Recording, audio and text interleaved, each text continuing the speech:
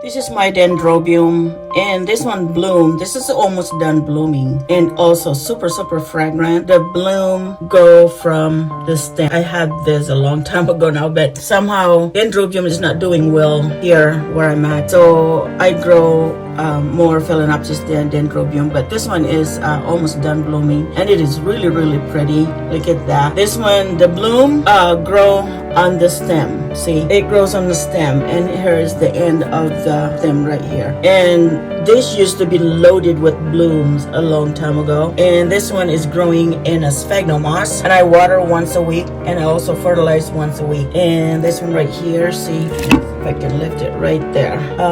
I have this container that saves the water when I water it, so there you go. But that's how I water it, once a week and fertilize once a week, and the bloom is just so pretty. Look at that, so gorgeous. I just washed it because it's so warm up here, and the bloom goes really fast. And I only have 2 this year. This was like 2 or 3 years ago when it was loaded with bloom, and now I'm losing this plant at all. That's the only one that's growing in there. See, nothing else is growing in there but this one here, and I'm surprised that it even bloomed for me. It is just pretty amazing right there. I love the flower. It smells really good, and it's too bad that I only have 2. Let's see if I can get it rebloom again next year. All right, thank you so much.